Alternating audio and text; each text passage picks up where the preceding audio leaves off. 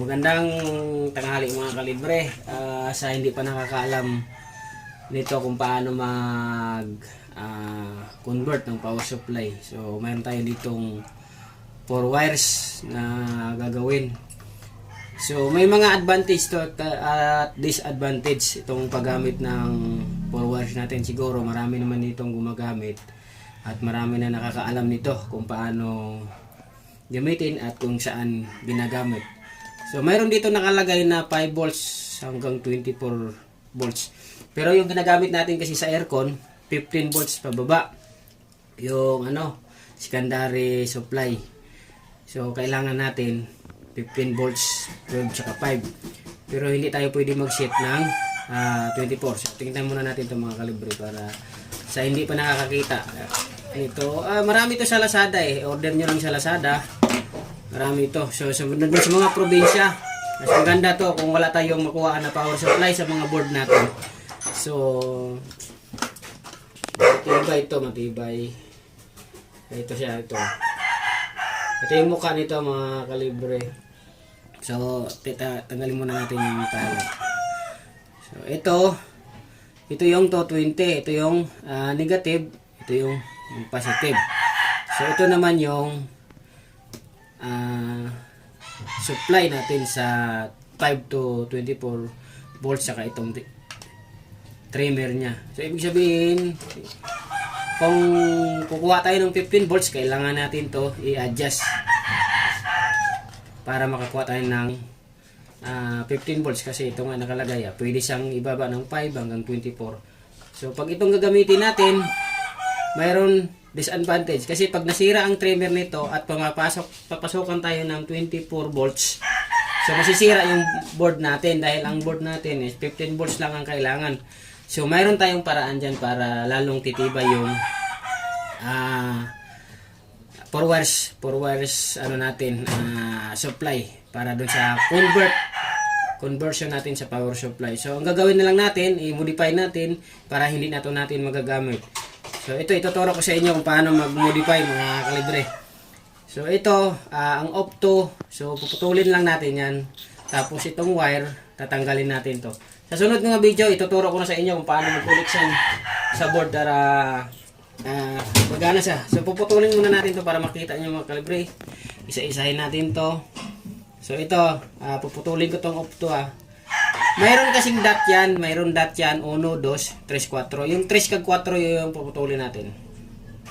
Putulin natin yan. Ito lang. Yan yung flare. Puto. Depende sa tawag. Puto, opto. Putulin natin yan. Yung 3 tsaka 4. So ito nakahang lang yan. So i-modify natin to para hindi natin to magamit. Para safety ang board natin. Pag masira man ang board, ito lang masisira. Yung board natin hindi masisira.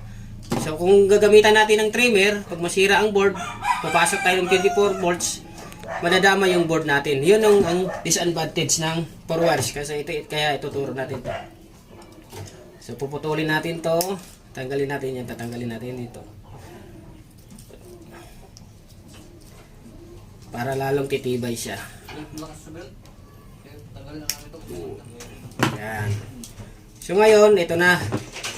So itong pinutol natin, nakahang yan. Itong wire, ilalagay natin dito sa pinagtanggalan natin. So inangin natin yan. So lalagay muna natin ito ng LED para matibay yan. Lagyan natin ng LED. Tapos ito yung wire, pabalik natin dyan. Depende sa inyo mga kalibre kung anong ilalagay nyo nga kulay dyan. Basta tandaan nyo lang, 3 kag 4. 3 kag 4 yan. Lagyan lang natin na ng LED to para maganda yung pagkainan. Ano? Rasa? So ito, ang tray ko yellow ang nilagay ko. Tapos itong blue dito sa 4.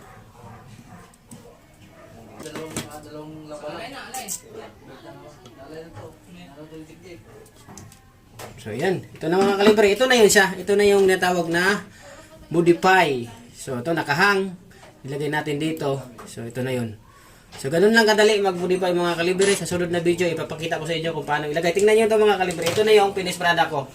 Ito, yung nakahang na yan siya. Ituturo ko sa inyo kung paano to isasalpak. Tingnan natin ha. Isaksak natin ito mga kalibre. Kaya papaganahin natin yan. Yun o. Tapos tingnan nyo, gagana yan mga kalibre. Sira kasi power supply nito eh. Ayan o. Gumagana na o. Yan o, gumagana.